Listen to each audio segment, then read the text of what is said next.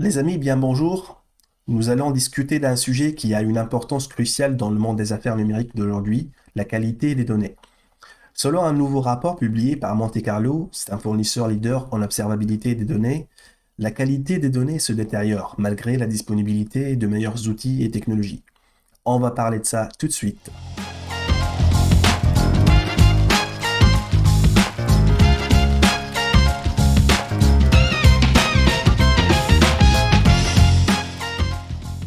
Les données sont le moteur du commerce numérique. Les entreprises ne peuvent tout simplement pas s'en passer. Mais il peut être difficile de maintenir ces pipelines des données en bon état de fonctionnement. Les problèmes liés aux données peuvent survenir de différentes manières, et ceci est dû principalement à des modifications du schéma de données, par exemple, des dérives dans les données, des problèmes de fraîcheur, des dysfonctionnements des capteurs, et même aussi des erreurs de saisie manuelle de ces données. Donc, Monte Carlo, qui développe des outils d'observabilité pour aider à détecter les problèmes de qualité de données, a mandaté Wakefield Research pour étudier comment les entreprises font face à la qualité des données. L'enquête a été menée en mars de cette année auprès de 200 décideurs en matière de données et les résultats sont assez préoccupants. Le nombre moyen d'incidents liés aux données par mois est passé de 59% par organisation est passé de 59 par organisation en 2022 à 67 en 2023. Cela peut s'expliquer par le fait que le pourcentage de personnes interrogées passant 4 heures ou plus à résoudre des problèmes de données lorsqu'ils sont détectés a également augmenté, passant d'environ 45% en 2022 à environ 60% en 2023. On peut attribuer ça à une augmentation de la complexité et du volume des données, mais malheureusement, l'industrie ne maîtrise pas trop ce concept. L'objectif, c'est de trouver un moyen de détecter ces problèmes de données le plus tôt possible et de minimiser leur impact sur les parties prenantes. La tendance en matière de qualité de données ne va pas dans la bonne direction pour le moment. Les choses vont-elles s'améliorer? L'avenir est incertain pour le moment, mais il est clair que la gestion de la qualité de données est un enjeu majeur. Quand des problèmes de données surgissent, il est naturel de chercher un coupable, et ici souvent c'est les ingénieurs en données. Et plutôt que de blâmer, il est préférable d'avoir des rôles clairement définis et une bonne communication pour résoudre rapidement les problèmes.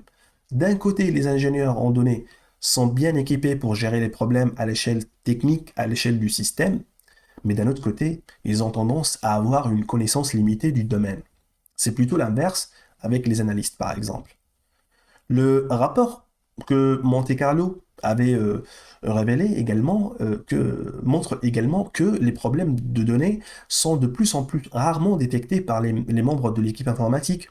Le pourcentage de personnes interrogées déclarant que les problèmes de données sont découverts par les décideurs ou les parties prenantes, tout le temps ou la plupart du temps a augmenté, passant de 47% en 2022 à 74% cette année. On espère un peu voir les choses s'améliorer, mais ce n'est pas le cas. Et les raisons sont, d'après ce que je peux dire, qu'on construit des équipes de données plus importantes, nous développons davantage de produits, de données en général, et le niveau de complexité et le nombre de choses qui peuvent mal tourner augmentent en réalité, donc on constate simplement plus de problèmes. Suivre les tendances de l'IT, c'est très important aujourd'hui. Et pareil pour la technologie des données, les sujets qui tournent autour de la data.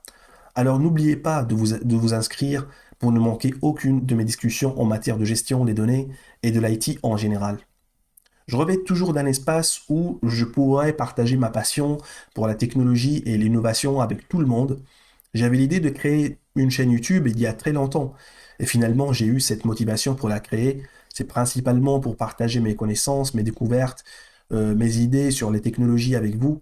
Sans perdre de temps, je me suis mis à commencer voilà, de faire ces enregistrements il y a presque un mois que j'ai commencé à faire ça. Et en même temps, j'apprends les techniques de podcasting, à créer des scripts, à écrire des scripts pour mes vidéos et à créer voilà, un studio d'enregistrement dans mon petit appartement. Aujourd'hui, avec une dizaine de vidéos, bah, je commence à avoir un rythme et à développer un rituel.